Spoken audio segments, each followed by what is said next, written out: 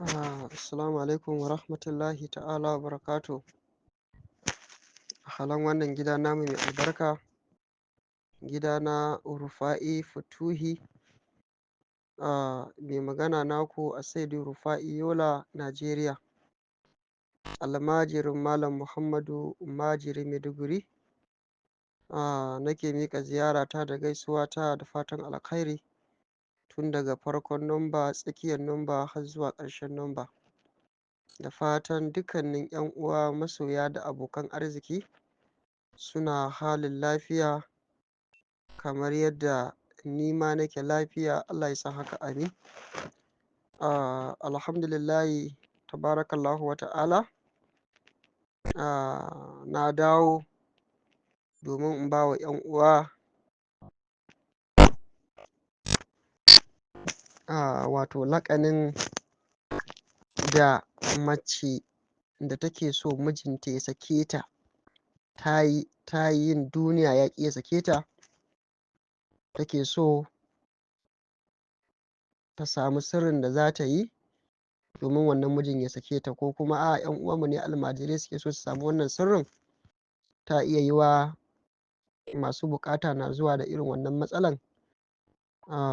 Mace na da aure kuma bisa wasu dalilai irin nata tana son a yi mata taimako wannan mijin ya sake ta, to dai ga makami nan.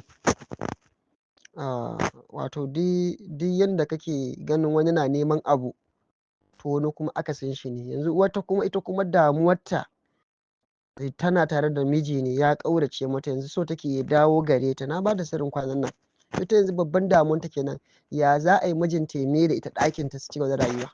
To wata kuma tana ita kuma ya za a yi mijin ya sake ta fita, kuma duka dalilai ne ke kawo haka. Za ka iya samu wata tsakaninta da mijin wato walaƙanci da ƙasƙanci da tozarci ya riga ya shigo cikin zama, da kuma rashin kulawa yauwa da abubuwa ga sunan kala-kala na takaici, wanda kai kanka za ka ce da wannan auren ma ƙwara a ce babu shi. So kuma ya sake ta, ya ce ba zai sake ta ba saboda wulaƙanci ko wani dalili irin nashi, wadda ita za ka samu ta gaji duk haƙurin da za ta yi ko kuma son zama da shi ɗin ya kai ta bango ko ya kai ta maƙurar da a yanzu ita so take so ta rabu da shi, kuma ta yi yin duniya na ya sake ta, ya ce shi ba zai sake ta ba. To ita kuma tana ganin ƙila ko sun haihu da shi, ko kuma tana duba cewa dai bai kamata a ce ta kai shi kotu sun je sun shiga shari'a da shi ba. To tana gada da wata hanyar da za ta bi ta hanyar addu'a a daka mata shi ta ƙarƙashin ƙasa, shi da kansa ya ɗauki takardanta ya bata ya ambata ya sake ta. To tana ga da zai fi kima da mutunci da daraja fiye da a ce sun tsaya gaban alƙali. To duk irin wannan yana yiwa wanda abubuwa sun riga sun ci kurkuɗe sun cakuɗe, maganan gyara ba zai ba, dole rabuwan ne. Kuma irin wannan kuma an yi miji ya saka ya ƙi saka, musamman ga manyan mata. Na tabbata akwai wanda suke cikin wannan lalura, kuma na ga to bari in ba da sirrin gaba ɗaya. Ɓangaren 'yan uwanmu masana falaki, to ku yi haƙuri, su ma ɓangaren masu asararu sun ci a ɗan waiwayo su. Tunda kowa na da haƙƙi, akwai wanda shi malami ne na ɓangaren asararu, shi laƙani ya fi so ya ga ina bayarwa. Akwai malaman kuma ɓangaren 'yan ramli da 'yan hisabi 'yan falaki, su kuma ba su fi kullum a ce irin wannan karatukan nasin suke so su kuma kullum na ringa yi ba. To insha Allah dai zan ringa yin adalci, kowane site za mu ringa dubawa, in an ɗan taɓa nan sai a da a taɓa nan insha Allah. Saboda haka 'yan uwa, duk macen da take son ci wani abu wanda mijinta zai sake ta, ko yana so ko baya so, ko ya shirya ko bai shirya ba, to ga aiki nan. Mu dai muna gaya muku soyayya ce domin Allah ta sa muke muku wannan ayyuka domin Allah. Yauwa kuma surruka mun ba ku karɓa da zuciya ɗaya, ba maganan wai bari ku gwada ba, a kawai bari ku yi ku ga biyan bukatun ku, kawai abin da za ku sa ranku kenan insha Allah. Shi yasa duk sirrin da zamu bayar to muke cewa a karanta Fatiha 1, Qul huwallahu 3, salatin annabi kafa 3, hadiya ga shugaban halitta annabi Muhammadu sallallahu alaihi wasallam. Wannan Fatiha 1, Qul huwa 3, salatul Fatiha 3 da kai hadiya ga shugaban nan, to yana gyara abubuwa da yawa.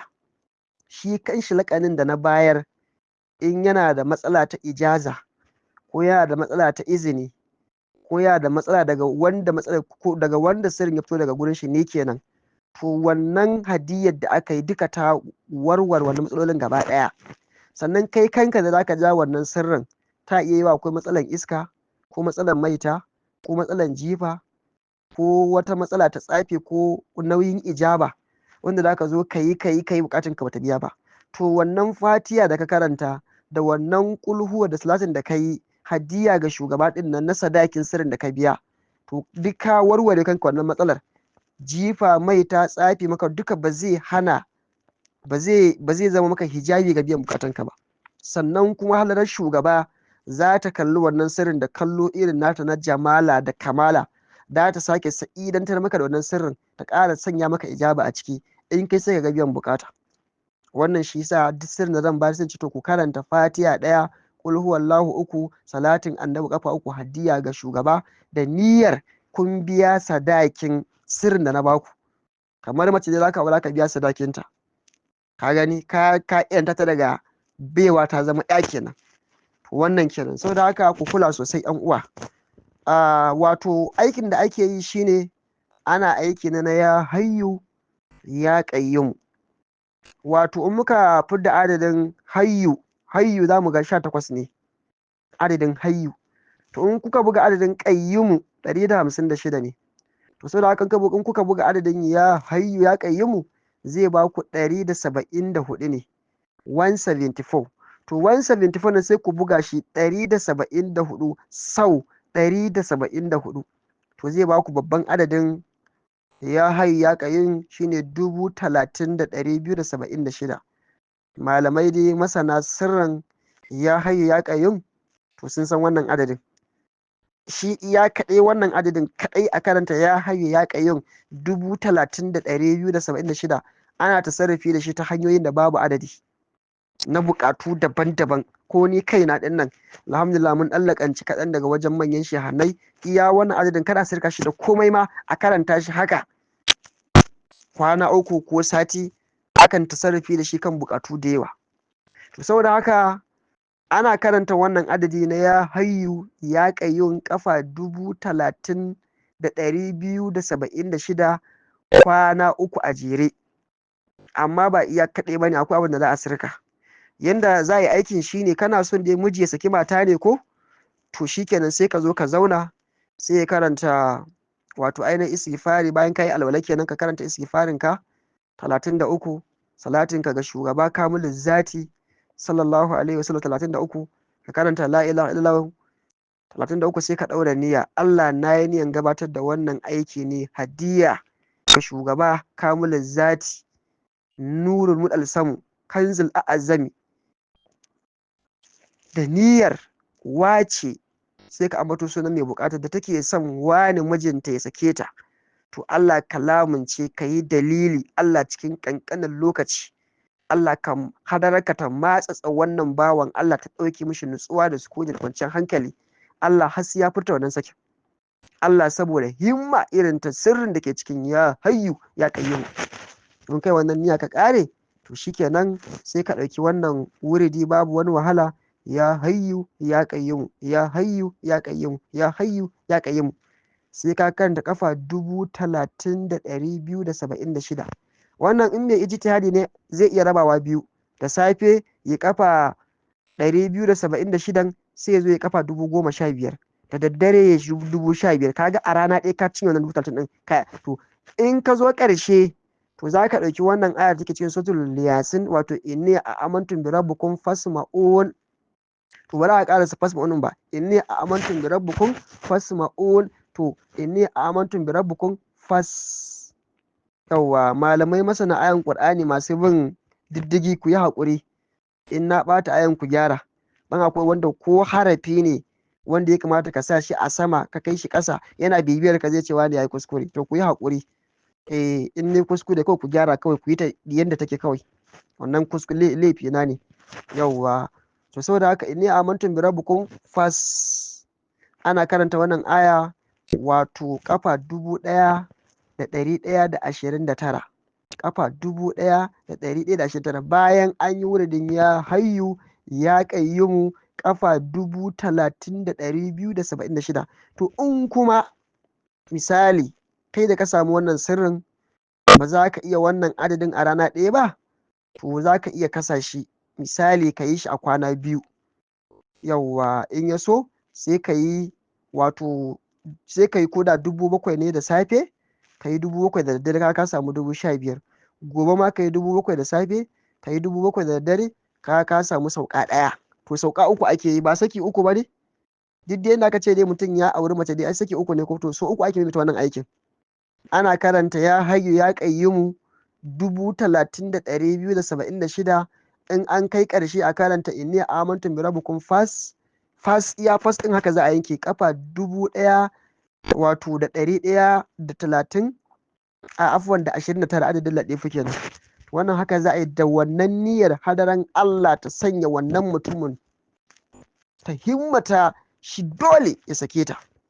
Billahi al'azim la ilaha illa huwa. yan uwa muna mai tabbatar muku da duk mutumin da ake so ya saki mace ya ki saka ya taurin kai ya ce ko me za a yi ba zai sake ta ba, wallahi lazim aka zauna aka bige shi da wannan aikin, himmar ya hayyu ya qayyum wallahi ta cinye shi. Wallahi lazim sai ya saki wannan matar ko yana so din ko baya so. Kwana uku ake wannan aikin ko kuma yi uku.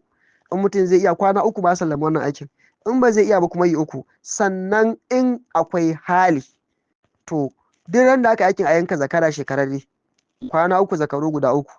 In kuma ba zai ba to ran da aka gama aikin a samu shekararrun zakaru guda uku a yanka a da jini. To ai sirrin aikin ne da kuma adadin da aka ɗauka. Ya hayyu ya qayyum fanka da lissafin ta fa ka yi ta kusan 90,000 da wani abu fa, kuma ga inni amantu bi rabbikum fas in ka hada shi ma kusan kafa 3,000 da wani abu, kuma kai wannan aikin baka zub da jini ba. To ai jalalar da rauhanan da suke kan wannan isman za su dawo su fitine ka. Saboda haka dama wannan in dai wai mace ne ma laga-laga irin ya ko bayan namijinta bai sake ta wanda ko kuɗin aiki ba zai iya fita ba to sai ka kyale ta kawai. Amma kamar irin manyan mata isassu wanda ka tabbatar za ka iya cajin su kuɗin da za ka iya ainihi mata wannan aiki da kuma sadaka to shikenan sai ka ɗauka. Amma irin ƙananan mata da 20,000 ma ba zai iya fita a jikinsu ba kuma suna son miji ya sake su, to ga wannan aikin ba za su iya shi ba, don ko hadiyar aikin kamar kila ba zai iya kaiwa ba. To sai ka bar wannan aikin sai ka nemi wani aiki da ya dace da ita daidai sai ka yi mata.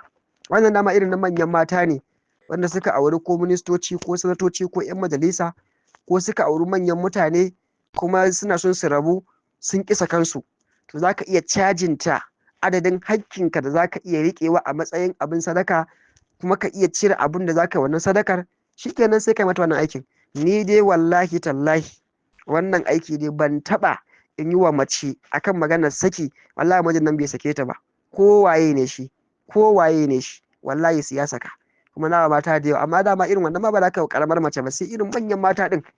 To saboda haka yan uwa na ga ya dace wannan sirri shi ma in fito in muku bayanin shi.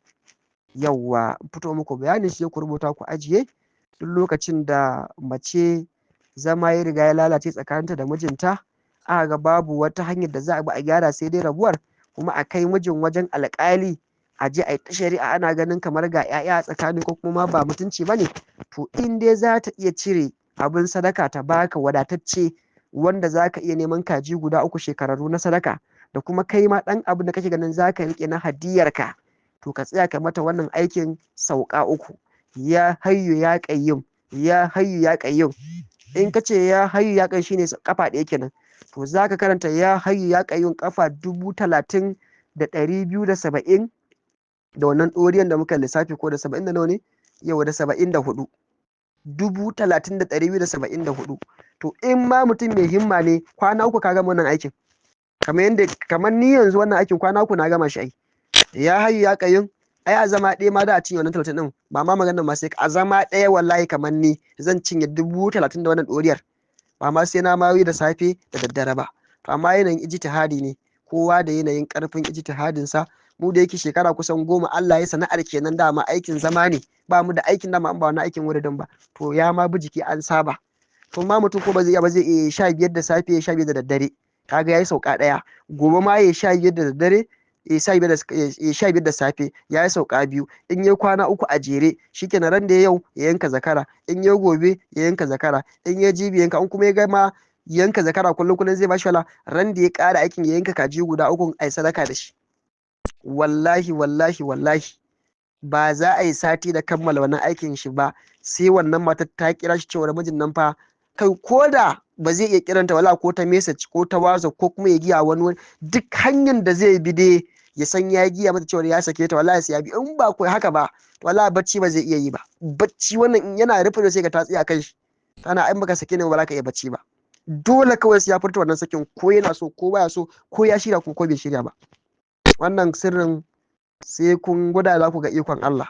Saboda haka izininsa sirrin ko wato ainihin duk wanda yake son wannan sirri to sharaɗinsa guda biyu ne. Sharaɗi na farko zai biya sadakin wannan sirri da karanta Fatiha 1, Qul huwallahu 3, salatin shugaba kamil zati kafa 3, hadiyya ga shugaban halitta Annabi Muhammadu sallallahu alaihi wasallam, niyyar an biya sadakin wannan sirri. Sai kuma sharaɗi na biyu, ni sai di Rufa'i Yola da na bada wannan sirrin, duk wanda yake son wannan sirrin ko yake so ya amfani da shi to zai karanta min Fatiha kafa 3, Qul huwallahu kafa 3, hadiyya gare ni da niyyar hadaran Allah ta ƙara min dafa'i, ta ƙara min jalabi. Kun karɓa to mun ba ku wannan sirri saboda shugaba jagaba Annabi Muhammadu sallallahu alaihi wasallam. Na kuma soyinku a Saidu Rufa'i Yola Najeriya, almajirin Malam Muhammadu Majiri Maiduguri na Baba Fatuhi lamunin Ahmadu Yarwa.